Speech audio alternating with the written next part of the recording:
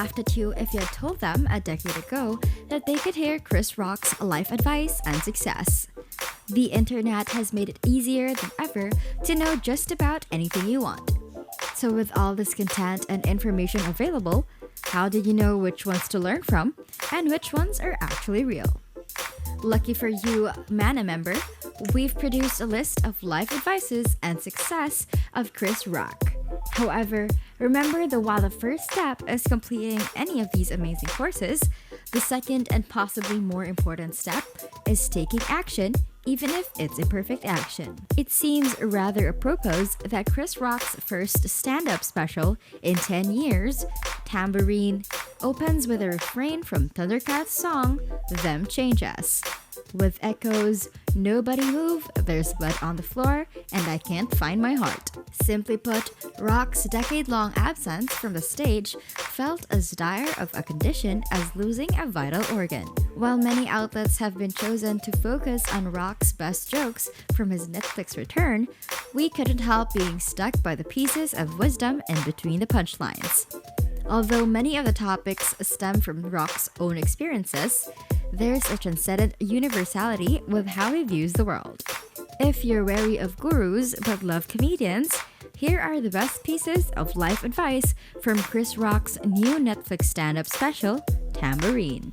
Pressure makes diamonds, not hugs. Rock spends a good portion of his first few moments on stage reflecting on taking his oldest daughter, Lola, to her freshman orientation. Rock was uneasy about the anti-bullying message being preached by school administrators while he was there. As unsettling as the prospect of his daughter becoming a victim was to him, he knew that dealing with bad people was an inevitable part of life. Learning this sooner rather than later will better prepare you for the harsh realities of growing up. Find God before God finds you. The comedian tells the audience that he hasn't been to church in 10 years and that he wants to reintroduce a little bit of God into his life, wanting it in moderation like salt. Whether you believe in organized religion or not, Rock's message is still relevant because it reminds people to be proactive rather than reactive when dealing with a difficult situation. If you're hoping for something good to happen, it will almost certainly never happen. Get out there and get it. Some of you have been in a relationship so long that you don't know how ugly you are. The grass is always greener on the other side, as the old adage goes. In the case of long-term relationships, there's always the option to go out and see what else is out there, and more specifically, who else is out there. Rock reminds us that an inflated self-image forged in the past does not always reflect current events. Time, like fine wine, ages some people. Others compare them to a carton of milk. In a relationship, there is no equality. Wait a minute before you assume what equality in your relationship looks like to you. It's not what you might think at first. And this is the point Chris made about how it works best in a relationship with two people. He used the example of a band to illustrate his point. Consider your favorite musical group. Each person has a distinct function. There's a lead singer, a guitarist, a drummer, and someone who might sing backup or write the music, among other things. What makes a great band, however, is each member putting forth their best effort in whatever role they play in the group. If one of these individuals fails to play their part completely, their entire band suffers. Now put this principle into practice in your relationship. In any relationship, the reality is that you are both there to serve one another. This does not build a happy and long-lasting relationship if you keep score of what the other is doing or not doing instead of focusing on how you can take care of one another. In a relationship, your partner may be the center of attention or require additional support. You may be the center of attention at times in your relationship. In a relationship, roles change all the time. And understanding your role and being supportive regardless of what role you're in will strengthen your bond because each of you has an important role to play, and working together leads to a better understanding of one another. At any given time, one of you may appear to have more notoriety than the other. And that's fine because you both need each other and each has a vital role to play. Her success is your success, and your success is her success. Rock tells the audience, stop competing. Men were once taught to be the breadwinners and kings of their castles, while their wives were expected to be content with a nuclear family and a roof over their heads during the Mad Men era. As more women entered the workforce and became successful in a variety of fields, those roles began to fade, resulting in a dual-income household. While having more money is always a good thing, it does create a situation in which the person with a higher salary or better job is considered the boss. To use a sports analogy, be a coach when necessary, a player when necessary, and a cheerleader at all times. Couples who support each other also rejoice in each other's accomplishments. You can accomplish more and do it faster when you complement and support one another. We should all be rooting for each other. With a focus on shared success, assist your partner. Let your significant other know that they are doing a good job and that you're happy for their success and growth if one of you is progressing in your career, achievements, and accomplishments. Even if you're not in the lead at the time, or if you're having a particularly difficult time, remember that by supporting one another, you are also contributing to the shared success. If you notice your partner requires additional emotional support or encouragement because they are going through a difficult time, being supportive and being there for them is an important part of not competing. We've seen couples in relationships where one partner is constantly trying to outdo or outperform the other. Pushing each other can appear innocent and enjoyable at first. It can be okay if done in a healthy way that helps both work towards a common goal. However, doing so in the long run with the goal of outperforming one another can be disastrous for both parties. If you're truly in a supportive relationship, what benefits one individual benefits both individuals in the relationship. When only one person is working on the relationship, it will fall apart. The relationship is doomed from the start when one person takes on everything in the relationship. And when we refer to everything, we are talking about trying to fix the relationship, be the primary communicator, problem solver, and always initiate intimacy. No single person should be held responsible for the success of a relationship.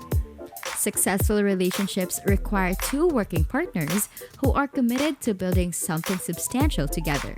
Get out of the relationship if you don't fully commit. Get out now, Chris joked.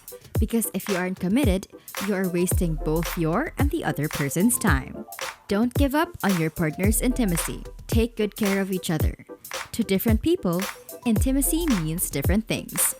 We strongly recommend the 5 love languages to help you better understand your partner's love language. Each of us has our own unique way of expressing and desiring love from our partner. The dynamic of your relationship changes completely when you learn what you and your partner need and communicate that need to one another. Also, be fully present with your significant other, mentally, physically, and emotionally. This entails putting your phone down, engaging and listening to them, and appreciating the present moment. Make the most of your time with your partner to improve the quality and value of your lives and theirs.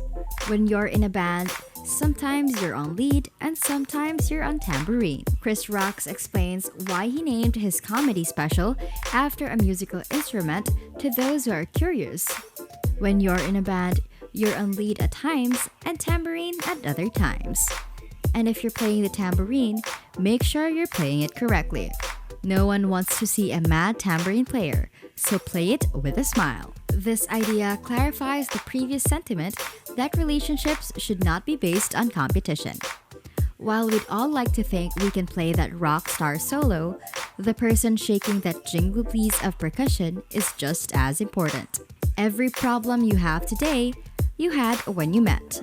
All of the little quirks that initially drew you to your significant other end up being the same traits that cause all of the strife, according to relationship experts. When dating, it's important to remember that those booby traps are all about context. Creativity can be misconstrued as instability. Passion can be misconstrued as mania, and confidence can be misconstrued as arrogance. But as Rock points out, the problem has always existed, no matter how you frame it. Every couple has issues, and they don't usually change over time. Chris joked that the problems you had at the start of your relationship are always present in it. He is entirely correct. It's a fact of life in any relationship. You will not always agree on everything, and there will be times when you will have difficulty getting along with one another. However, the key to resolving the issues is to be patient with your partner. Chris used the example of being in a relationship with someone who doesn't cook, isn't the cleanest, or has other typical relationship issues. It's funny how these issues can get worse as you spend more time with your partner. If you think you won't be able to deal with these issues, go back to the beginning of your relationship. You probably believe that no matter what problems you and your partner faced at the start of your relationship, you could overcome them. It's about maintaining a sense of perspective and focus throughout your relationship. Learn to work through your problems, and above all, don't hold grudges. Even the best relationships can be quickly obliterated by grudges. You can't miss nobody in 2017. Because of things like work or school, most couples spend a significant portion of their day apart. Despite the physical distance, technology has provided a sense of connectedness that people did not have before the invention of the cell phone. As a result, information about how someone's day is going is frequently shared during this time. Everything has already been said via text or phone conversation when it comes time for that happy reunion at the end of the day. Rock implies that his parents' 40-year marriage was so successful because their separation resulted in genuine yearning for one another. It's a good idea for people to share their highs and lows of their days with their significant others while they're still together. New people aren't always the best for you. When a relationship is going through a rough patch, the grass appears greener on the other side, which is why infidelity is so common. However, something new isn't always the best option for you. Infidelity and broken trust with your partner often result in a partner who reacts and acts in a completely different way towards you. For both the recipient and the person who has to rebuild the trust with their significant other, infidelity is the worst feeling. Take time to evaluate your current situation and see if there is a way to work on what you have built with the other person before venturing out and looking for a solution to your relationship problems with someone outside of your relationship. Opening up the lines of communication with your significant other, addressing issues that are causing your relationship to stagnate, seeking counseling if necessary, and focusing on the reasons you love this person can be just what your relationship needs to get back on track. It's often easier to walk away, but putting in the effort to build and cultivate your relationship during a difficult period will make it that much more treasured and valued in the long run. A woman can leave you mentally. Many people believe that cheating is just a physical act. However, as Rock points out, a mental checkout can be just as harmful. An emotional affair is the technical term for what he describes. According to a relationship study, heterosexual men were more upset by sexual infidelity than heterosexual women, 54% versus 35%, and less upset by emotional infidelity than heterosexual women, 46 versus 65%. Needless to say, the sexes have different perspectives on cheating. Someone who is emotionally unengaged may be described as distant, but Rock shows that they may have already left. How much funny family dysfunction can you pack in 2 days? Plenty. If you're Mingus and Marian, Chris Rock and Julie Delphi, an interracial, multinational Manhattan couple, each with kids from previous relationships, hosting Marian's family visiting from France. The film 2 Days in New York is a sequel to Delphi's 2007 film 2 Days in Paris. The film is just the latest of Rock's many projects. In addition to performing stand-up and recently starring in a Broadway production, Rock is currently producing the new FX comedy show Totally Biased. Rock grew up in Brooklyn, Got his start in show business performing stand-up in Manhattan and spent 3 years on Saturday Night Live. He's done 5 comedy specials for HBO and earned an Emmy for outstanding writing for his talk show, The Chris Rock Show. In 2005, he executive produced and narrated the series Everybody Hates Chris. He joins Fresh Air's Terry Gross for a conversation about his success in comedy, what's it like being a working dad, and why he's not bothered when he offends people in comedy clubs. Here's an interview highlights on how success and wealth have changed his comedy. He wouldn't say reinvent, but he just allowed himself to grow and not get too caught up in who he was at 25 or 16 or 30. The audience know he is older. The audience knows he makes money, so why ignore that? It's a delicate way. It's like how he do talk about his life and make it relate to everyone in the audience. So it's a fine line. Getting any joke in which you're rich to work is really hard. But just because you're doing well in life doesn't mean you can't complain too. That's basically it. Pretty girls have problems too. On being a working father, when he hears people talking about juggling or the sacrifices they make for their children, he looks at them like they're crazy. Because sacrifice infers that there was something better to do than being with your children. He is fortunate. He grew up with 2 parents. His dad was really into it, so just by osmosis, he was just really into it. He never really looked at it as a chore or whatever. And he has never been with his kids and gone, "Man, I wish I was on the stage right now." He has never been with his kids and gone, but he has been doing a movie and wished that he was with his kids. Being with his kids is the best, most fun thing. It's a privilege. It's not something he calls a sacrifice. On comedy clubs as first drafts for big-name comedians. He doesn't believe he can offend you in a comedy club. He doesn't believe he can offend you in a concert. A comedy club is a place where you work out material, you're trying material. Louis C.K., Tosh, any of these guys, it costs $80 to $100 to see them. If you're in a club, you pay $12 and a superstar comedian comes in there trying out his jokes. That's like the first draft to a book, a movie that's not cut. It's just not being judged for the masses. This guy is trying out stuff. I think that's a deal that's made when you see a famous guy in one of these clubs. On a tweet he posted on the 4th of July that offended some people, "People have different fans, and on the internet, everybody can say something. Everybody gets a voice. And if people who aren't into you don't like something, what is that?" He said this in the New York Times the other day. "You can offend me if you mean something to me. You can't break up with me if you didn't date." So there's a lot of people proclaiming the breakup, but they didn't date. They didn't go out. On what he learned from his grandfather, he used to hang out with his grandfather all the time because he used to pick him up from school sometimes or drive him to his mother's. So he would be with his grandfather a lot. He used to watch him write his sermons. He writes his sermons pretty much the same way he writes his act. He would never write the exact sermon. He would always write the bullet points, whatever would hit him, and he'd write it while he was driving. He learned a lot from his granddad. That's it for this video, Mana member.